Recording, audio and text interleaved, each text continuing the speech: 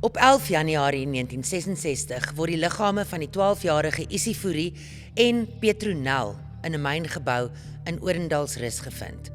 Hulle is gewelddadig doodgemaak. Maar deur wie?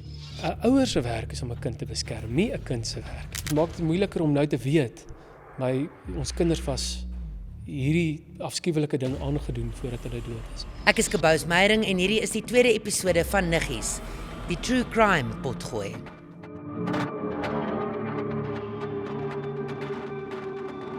Daar word vanaf 25 Maart weekliks die ware verhaal van die twee niggies wat dood is vertel.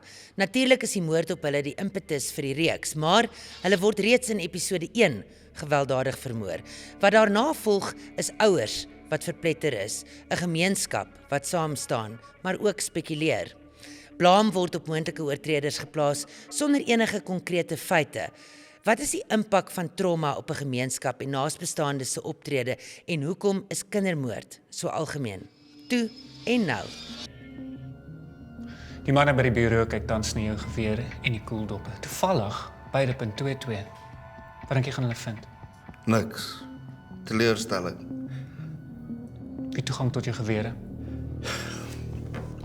Casper Steenkamp sluit by my aan om meer hieroor te gesels. Dit is nou interessant, daar's 3 gesinne wat natuurlik direk geraak word, deur eers hierdie verdwyning en dan uiteindelik die, soos ek sê, gewelddadige aanranding en moord. Maar hulle reageer verskillend hierop. So kom ons begin by die Fourie gesin, by Dries en Marie. Ja, dit is goed om te sien hoe elke unieke mens beleef die lewe anders en hulle beleef trauma anders. En ons kan dit mooi sien in hierdie reeks ook, hoe almal dit op hulle eie manier probeer hanteer. En gewoonlik het dit te doen met hoe jy al klaar is as 'n mens, jou karaktereienskappe. Jy beweeg al hoe meer in daardie rigting as gevolg van iets soos trauma. So sou mens dan sê dat Marie iemand is wat hou van aksie neem, sy wil 'n Ja. beheer wees. Ja, jy kan dit mooi sien as jy die twee sissies vergelyk, nie? Marie neem aksie, sy wil beheer hê, sy wil antwoorde hê, sy kla ook oor die dissipline in die huis en die tipe van ding. So ons kan al klaar sien wat se tipe mens sy is en hoe sy tipies goed hanteer.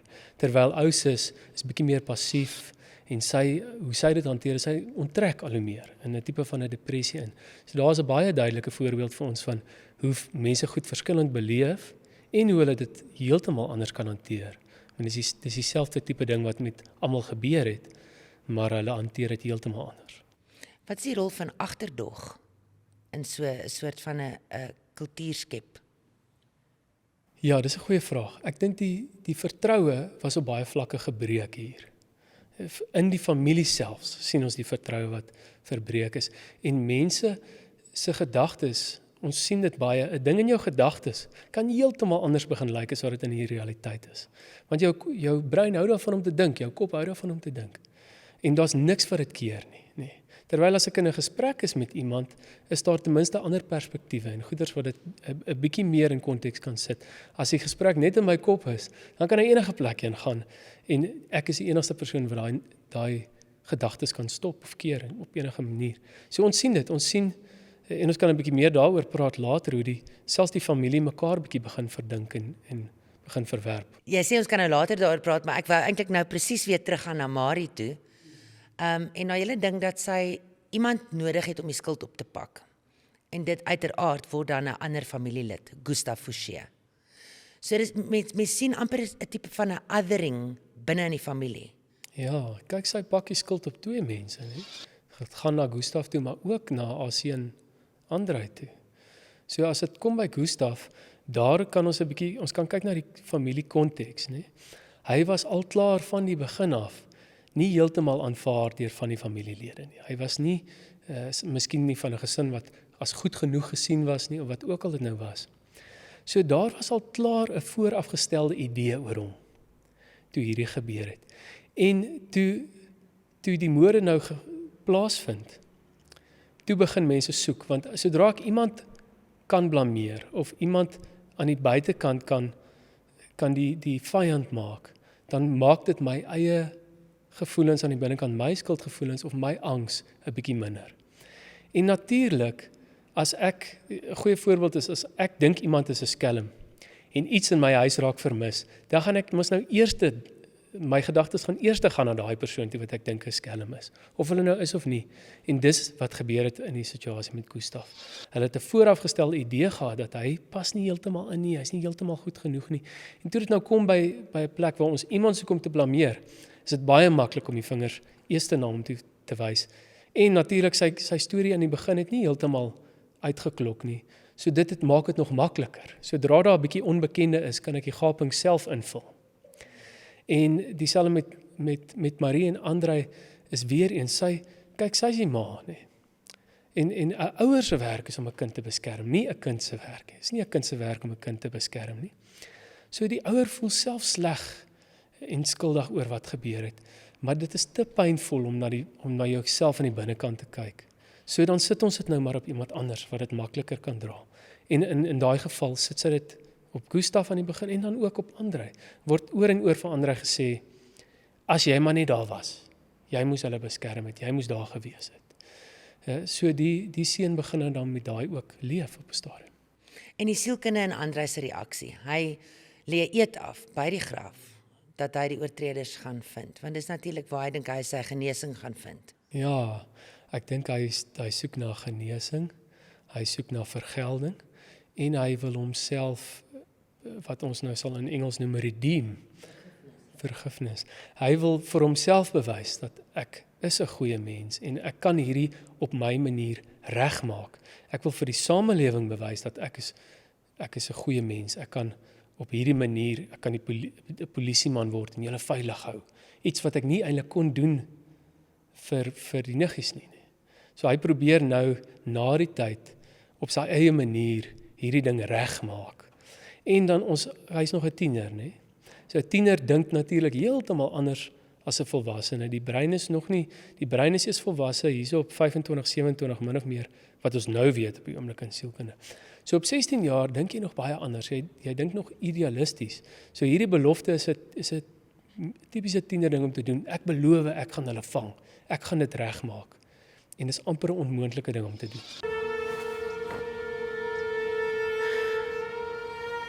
Ek sal hom kry. Sussie, ek beloof ek sal hom kry. Die dood van 'n kind is natuurlik die ergste ding wat met iemand kan gebeur. Dis wat ons hoor. Ou sis het al reeds 'n kind aan die dood afgestaan, Nenaitjie, maar dit was aan polio. Nou iets wat vir my nog altyd baie interessant was, omdat ons in 'n gewelddadige land woon. Casper, ek wil weet, is daar grade van dood? Met ander woorde, is 'n moord op 'n kind erger as om 'n kind aan polio af te staan? Dit klink nou 'n baie voor die hand liggende vraag, maar daar's ook mense wat vir jou sê, dood is dood. Enige verlies is pynvol, maar daar is definitief meer trauma wat ingebou kan word in die manier hoe dit gebeur het. So in die geval van iets soos polio of oorlog of ouderdom, is daar al klare konteks waar ons 'n bietjie meer bekend raak met die dood en dit begin verwag op 'n manier. Ons begin 'n bietjie met mekaar of self in ons gedagtes daarmee werk of praat daaroor. En sodoende begin die proses van integrasie al vroeër. Terwyl hierdie iets soos 'n moord op 'n dorpie soos Odendaalsrus, ek meen as ons nou kyk na die naam, wie ook al Odendaal was, het daar gegaan om te rus. Dit was 'n rustige plek, daar gebeur niks. So dit was heeltemal onverwags. En sodoende is dit nog meer traumaties.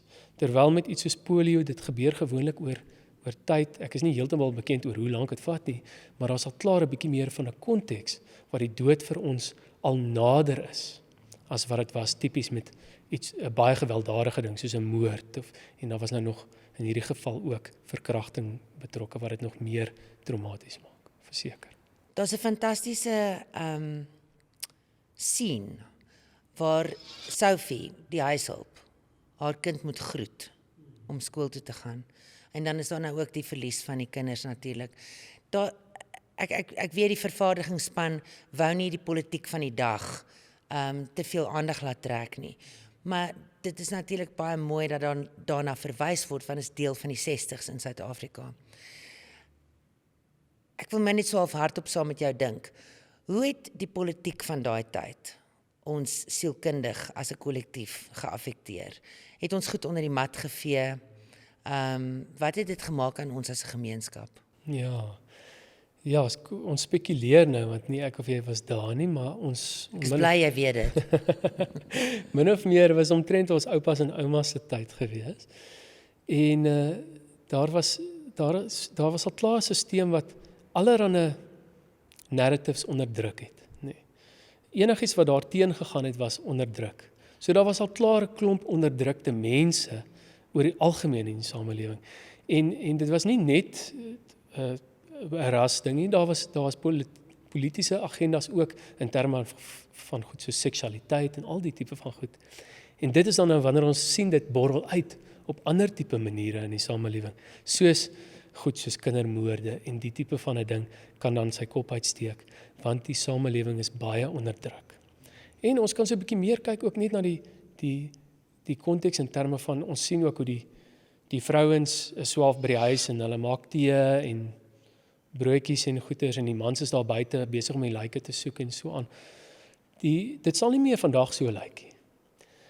Die verskil vandag is, die keuse is daar.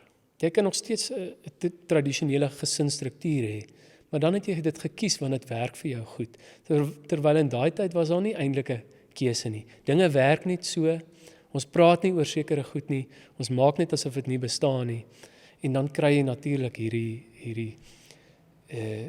die slegte deel daarvan wat kop uitsteek by tye. Interessant, op 'n baie ernstige noot wat vir my verbaas het, was dat daar gepraat is oor verkrachting in die 60s. Ek het dit amper nie verwag nie. En dit help natuurlik ook, die trauma. Ek weet nou nie of dit naïef is van my om te gedink het in die 60s het hulle nie eers daar gepraat nie, maar die mans, dit is ironies dat die mans dit moet oordra aan die vroue. Daar is 'n bietjie van 'n ding, maar tog daar word daaroor gepraat. Ja, dit het my ook nogal verras, ek moet sê. Ek het nie gedink hulle sou so daaroor praat nie, want hulle het nie eens oor seks gepraat nie in daai tyd nie. Hulle het nie regtig, dit was maar 'n ding wat maar net gebeur, ergens in die donker. So dit het my ook verras. Ek weet nie of dit oor die algemeen in die weier gemeenskap gebeur het nie, en of dit nou maar net so daar gebeur het in die gesin nie, maar dit is natuurlik, dit is 'n belangrike ding. Dit is belangrik hoe dit oorgedra word. Help dit die proses? Dit maak dit amper moeiliker vir hulle, nee. Dit maak dit moeiliker om nou te weet, ons kinders was hierdie afskuwelike ding aangedoen voordat hulle dood is. Maar dit is nog steeds belangrik om dit regtig te kan verstaan wat gebeur het en dit te kan verwerk, is daai details en die eerlikheid is belangrik vir enige tipe rouproses. Want op 'n stadium sal dit wel na vore kom, en sê net maar dit gebeur nou met jou 20 jaar later, besef jy nou, hulle was nog verkragt ook, dit vererg dit. Gepraat nou van daai tyd en wat jy nou sê, daar's tog vir my iets aan die stereotypiese Suid-Afrikaanse boervrou, wat glo dat we have to get on with things. En dis miskien iets wat ons nou kan leer, is dat jy, soos jy sê, werk intern, jy hoef nie al die inligting te hê nie, gaan aan. Jy weet, mense hoef nie so obsessief te raak met closure nie, nee. Ja, kyk, dit is 'n moeilike ding om mee te werk en dit is 'n sensitiewe saak. Dit is baie goed om daaroor te praat met die mense wat jy vertrou in jou ondersteuningssisteem. Dit is die eerste plek om te begin. Jy moet daaroor praat. En dan gewoonlik met so 'n tipe geval is dit maar nodig om 'n bietjie eksterne hulp te kry. By 'n professionele persoon wat weet hoe om hierdie tipe ding te hanteer. Dit is maar soos wat jy kan jou tande borsel en floss, maar as op 'n stadium as jy 'n erge tandpyn kry, dan gaan jy nou maar na die tandarts toe. So dit is ook 'n ding, is ons moet weet wanneer dit nie 'n ding is wat ek self net kan verwerk nie, wanneer ek professionele hulp nodig het. En dit sou vir die hele gemeenskap, maar veral vir daai gesinne baie beteken het as hulle mense gehad het wat bietjie meer kennis het oor hierdie ding en hoe om regtig so tipe trauma te verwerk. Want ons het al baie geleer in die tussentyd in sielkunde van hoe om hierdie goed wel te verwerk en die proses wat 'n persoon moet deurgaan. So dit is die een kant daarvan. As jy nou praat van wat die Afrikaner vrouens moet deurmaak, dit is, hulle moes verskriklik baie deurgaan oor baie jare. En baie van dit is wat ons noem vicarious trauma. Die mans het uitgegaan en oorlog gemaak en allerlei goed gedoen en party het nie huis toe gekom nie ensovoorts. En die vrouens moet maar net aangaan. Daar was nie regtig daaroor gepraat of mee gewerk nie. Hulle moet nou maar net, en hulle moet die gesin bymekaar hou. Hulle is die glue wat hierdie gesinne bymekaar hou. Dit is 'n massive ding om saam met jou te dra vir al die jare. En dan kom dit steek maar wel kop uit op sekere maniere. Ons kan dit nou sien daar met Ousis. Sy sak, sy kan nie meer nie. Dit is te oorweldigend. Sy kan nie meer in die huidige oomblik staan nie. Dit is te pynvol. So sy regress amper, sy gaan amper terug na voor al hierdie goed gebeur het. Want dit is net te veel vir een persoon om te dra. Iets anders wat natuurlik oor soveel dekades aangaan, is hoop en dan teleurstelling. Die saak word oopgemaak, die saak word toegemaak. Dit is wat 'n mens noem harrowing, né? Ja, as ons 'n eenvoudige voorbeeld kan gebruik. Dit is soos 'n wond en elke keer kom iets en krap daai roofie weer af.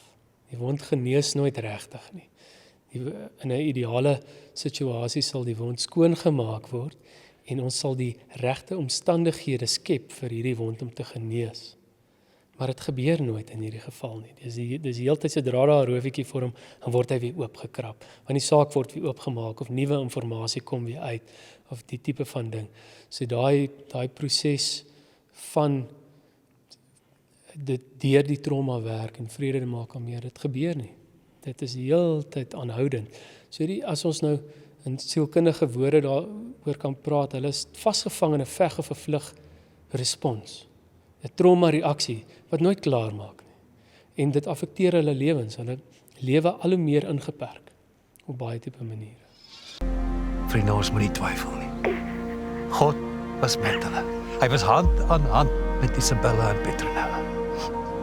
Hy het hulle oë toegemaak en hy het hulle kom haal. En nou sit hulle veilig aan sy voete, verlos van hulle aardse lyding en van hulle sonde.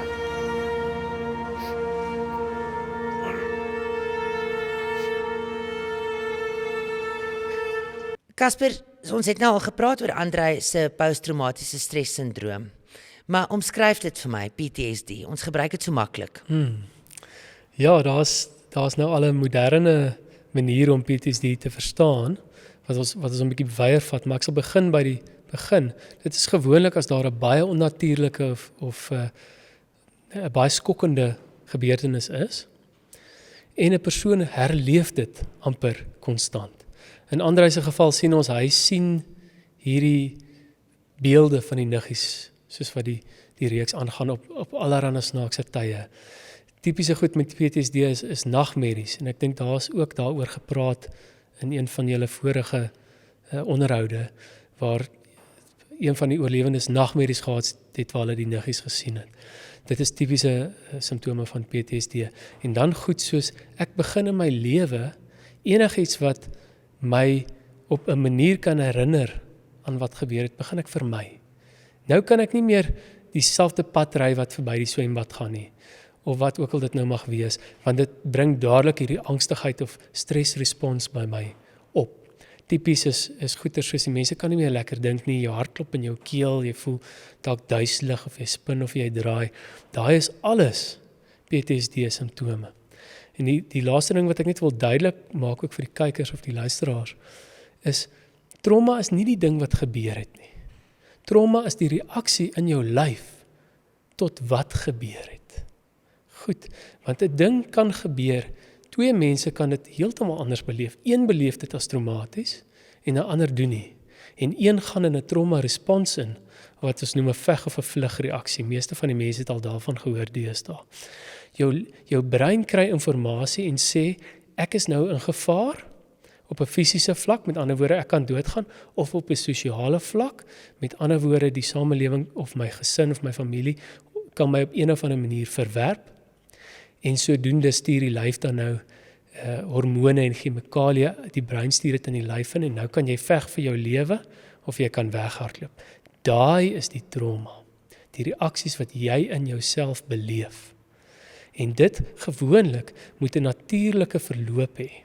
Goed, maar ons stop dit, ons keer dit in die samelewing. Ons sê vir die mense, moenie huil nie, moenie sleg voel nie, kalmeer jouself, drink hierdie pilletjie, ensovoorts, ensovoorts. En eintlik is jy nog in 'n trauma toestand.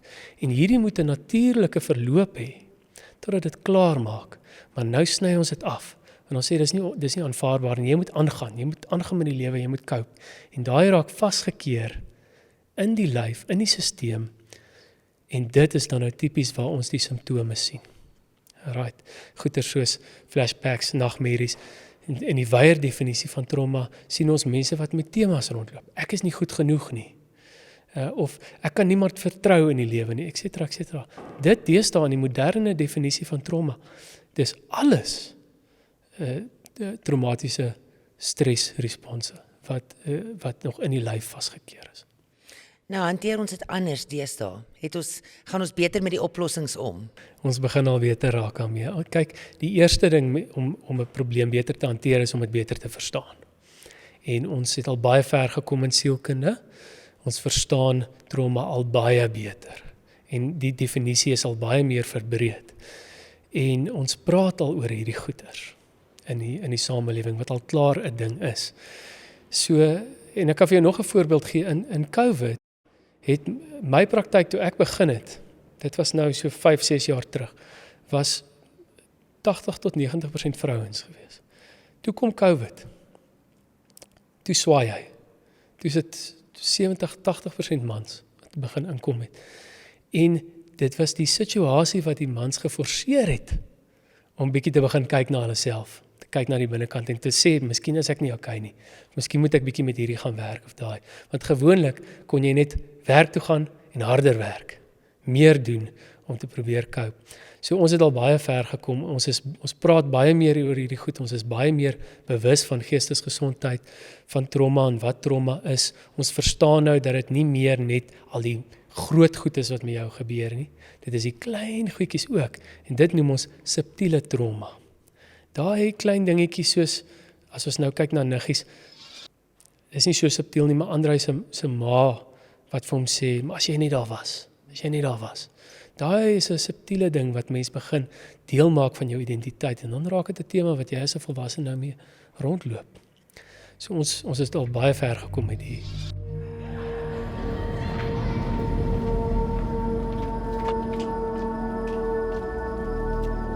Hey. Jy is so sigtig.